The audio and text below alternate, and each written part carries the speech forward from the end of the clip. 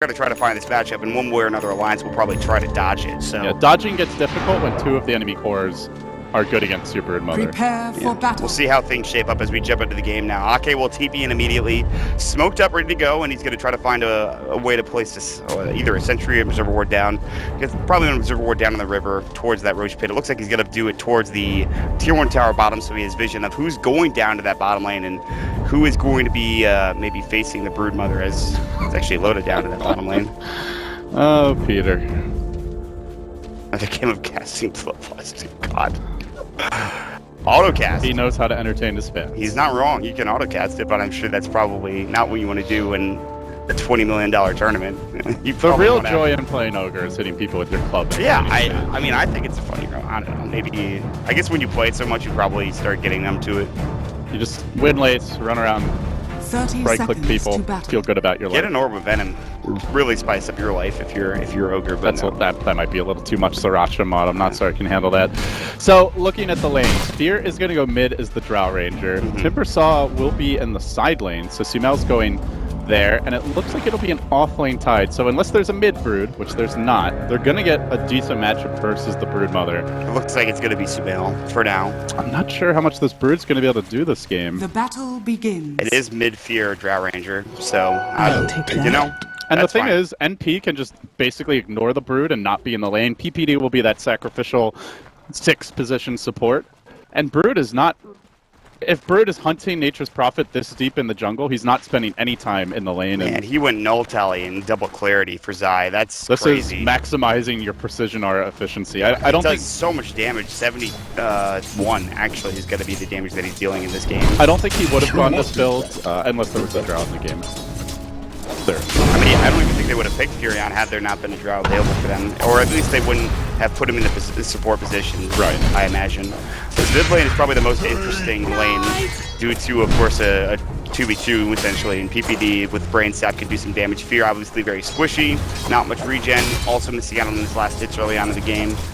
The one lane that's going to be really bad for EG is the off lane. Skywrath Mage just destroys Tidehunter early.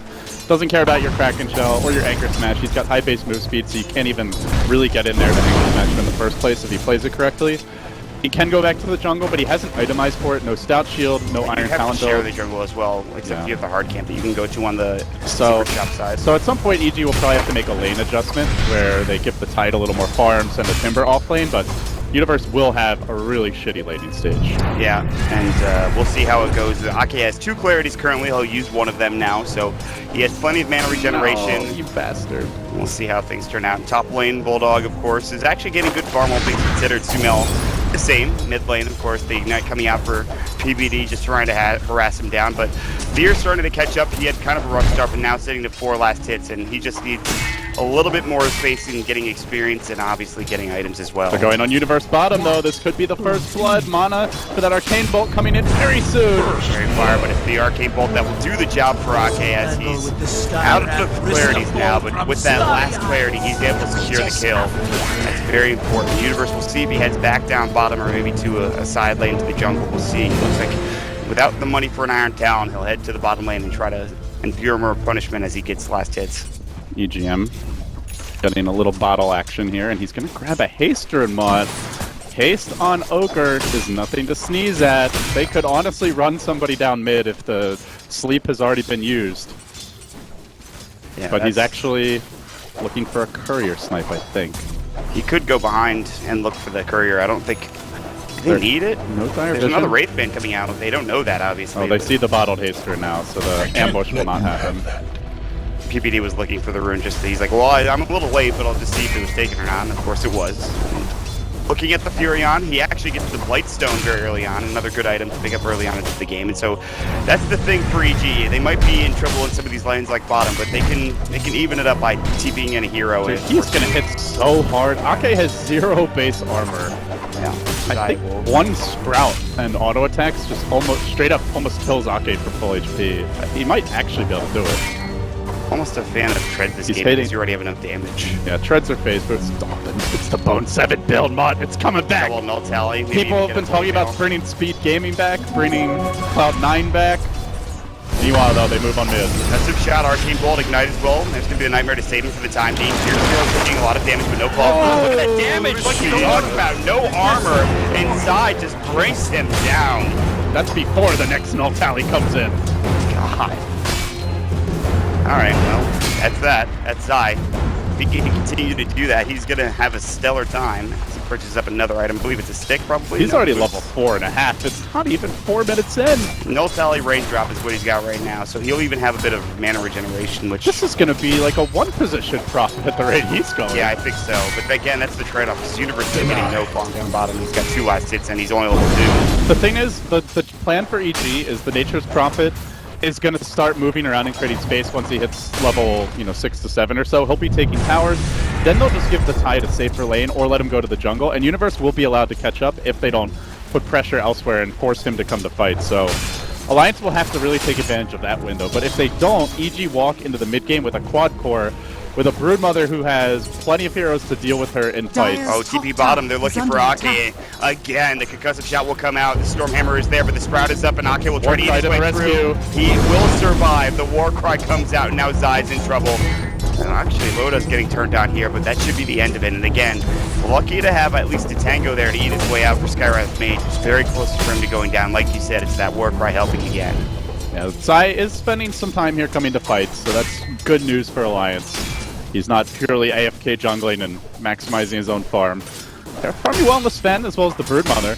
I like the way Bulldog is playing this lane. He's mostly skipping the creep wave against Sumail. He's not actually trying to come to fights. It's PPD. Well, Suicide to Roshan. Looks like he already spent his gold, so just wants that free TP. But yeah, I don't think it's a great Brood game later on. Conceptually, there's just a lot of ways to deal with him. NP can gank him anywhere, kind of like the Bat Rider. And you've got tons of ways to clear the Spider Lane, so... Definitely Alliance for me, who need to get more out of their other cores, and their need to laning create space phase now. is actually going so well. Fear is actually getting out CS by S4. You have top lane where Bulldog is out CS in Sumail currently. And that's against the Drow. Yeah, I mean, every single lane is going Alliance's way. Despite them losing a hero, First Blood going the way of EG, that doesn't really matter. Zai needs to have a more of an impact, and we'll see what he does. He's picked up as They want Fear mid. Not quite yet. Ignite, he's got boots of speed, no treads. Fear will survive for the time being. Obviously very squishy, very susceptible to ganks on that Drow Ranger. EGM will pick up another haste rune, which is kind of insane. All right, EGM, calm down. You're not supposed to be S4. He's taking over that role for him. That's for too busy just getting last hits in the lane. Understandably so. Since when does Dragonite have this good of a lane? I guess since he's against the Drow. And yeah, he's this is very matchup wise, it's actually decent with the Dragon's Blood and the fact that EGM's been giving him so much help. But yeah, normally Dragonite loses his lane and makes up for it elsewhere. But yeah, if he's winning his lane mod, that's a very concern. Good sign for Alliance, very bad sign for EG and how they're going to move forward through this game. I mean, Fear, you have really high base damage, you have really high base damage later, but Mahomes, that's all Universe is in trouble. HCL down bottom. They've used the God Strength. The TV's coming through. They're looking for a Sprout again. They'll find Ake. They'll eat their way through, this time from Loda using the Glowing Blade. Brain Sap's not enough. They just cannot chase him down with Boots and Warcry. He is very fast. Look at Loda. Such a team player here. Saving the Warcry and even leveling the Warcry up over the cleave. Yeah, that is a very unusual adjustment. You almost always see Sven max cleave first, focus on ancient stacks, even if they don't get a Dominator. One of the games yesterday you and I were casting, there was an Armlet Rush, which is the same build, but this is the Drow counter for Alliance, as well as just countering this incredibly scary Nature's Prophet. But hey, you can't Warcry your towers, and he is going to be quickly bringing one down in the bottom lane. S4 looking to do the same mid. They could TP in with the Ake Skywrath Mage, but that's it right now. They should lose this tier 1 tower bottom, but there's the Nightmare mid as EGM and S4 go toe-to-toe. It'll be a trade, and I think the more important tower is Alliance getting the tier 1 tower mid. It's definitely the more important tower, and they're looking for something in the mid lane. Can they get in range of Fear? Bulldog joins the fray. This is a very nice move by the Broodmother. Generally, you don't see this move until the tier 1s fall on top. Bulldog may decide to return to pressuring that lane. Sumail has to make a job of keeping this tower healthy. Only about 400 damage done so far. And for now, Zai and EG's Universe will head down bottom looking for Loda this time. Warcry will go again. This time the Gush is up. Quelling Blade immediately. Good Treant spawn to body block him, and he's doing it beautifully, but Zai, it's just not enough damage between the two of them. They need more lockdown, and they don't. All they have is Nightmare to set things up like that, and that's the only disable they have until they get Ravage, and that is it. Yeah, and the Fiend's Grip, which is still a bit of a ways off for Peter. Yeah. So again, this early start for Alliance is looking really solid. And even with that Cleave not being leveled up, the Warcry is so useful for keeping him and his allies alive. And he's even going to get an armlet. So now you've got two cores who have insane armor. Dragon Knight also, with the level 2 Dragon Blood, will max it before the stun and just finish leveling up the Breathe Fire. And it's not going to be easy to kill these heroes with physical damage. It really feels like Timbersaw will have to, along with the Nature's Prophet, that will be the main damage that EG bring to bear in these upcoming fights. Yeah, and, well, Sumail, he does have good net worth. Again, Bulldog outlaning him just by sheer virtue of... But there is a Skywrath, and there's three pretty good stuns. Dragon Tail, Sven stun, and the Ogre stun. Alliance converging on top. They are smoked up. Because there's the skill of one. Guy's already backed out. Sumail is going to fall almost instantly. Skywrath just destroys Timbersaw. Oh, they killed Guy as well. He just got caught by Bulldog on the backside, flanking through, and that is plenty of damage when he pops the Insatiable Hunger. That's 2 dead for a tier 1 tower trade, and I'm sure that's not worth it for EG. Alliance doing a really good job at collapsing on the top lane. Now they transition into a tower push. They are going to hold the mid lane here. Will be denied his split push. What's scary for EG right now is S4 will likely get his first initiation item soon, either Blink Dagger or Shadow Blade. And if he wants to blink, he does almost have it now. And once he gets that, can't really split push as a Drow Ranger. Even a Nature's Prophet will have to be careful. And if that Blink Dragon Tail leads into an Arcane Seal, Sumail's gonna die. So yeah, we've seen Blink Dragon Tail do work the games we've casted so far with DK in it. And, Ancient Seal, sorry. We'll see how things turn out again. I liked the choice of Zai picking up this Nature's Prophet, going to the jungle with a Drow Ranger Precision Aura, but it's just not doing nearly enough right now. They have the potential to come back into the game. They have a pretty good late game lineup, although they are getting suspended at DK. For now, though, it's looking troublesome as EG and Tidehunter. He's just trying to find any sort of gold at this point as he's level 7 now with Ravage up and ready. This might be where they can start doing some work. And what else is happening? But at the same time, S4 grabs the Blink.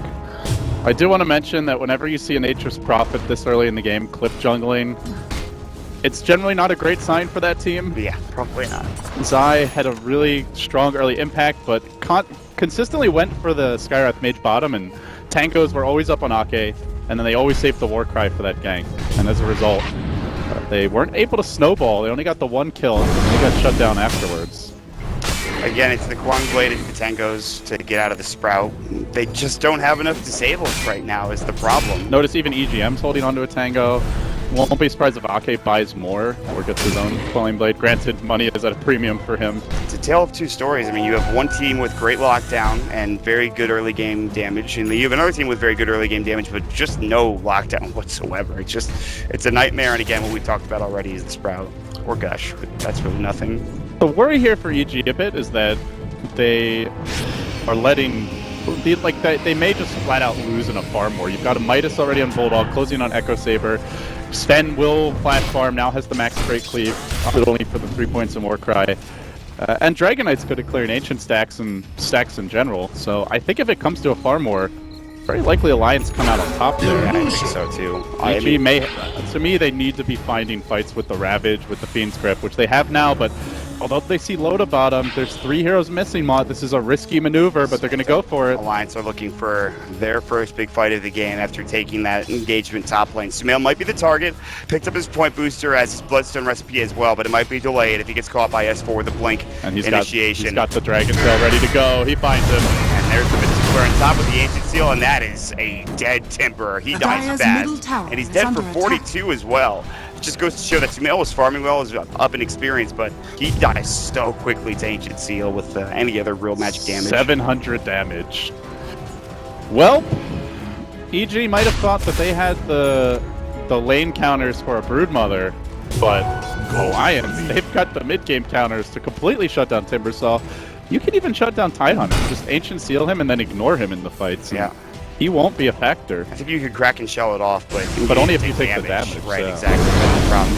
And Alliance are running BKB carries. Loda will eventually get a BKB. He Dragon Knight might will get it. one. Now, I think he's going to get Echo Saber first. I mean, he definitely should, but It'll be Echo likely, but then BKB coming very shortly thereafter. you don't really want to get BKBs too early on in the game and at some points in time. But in this situation right now, Loda has farmed extraordinarily well. How nervous are you for EG at this point in time, LD? Because they're currently, right now, 3,000 gold behind.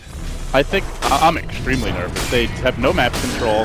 Their tier 1 is fallen top, which means Brood can invade the jungle. There's also aggressive Radiant Wards right now scouting EG's movements and rotations.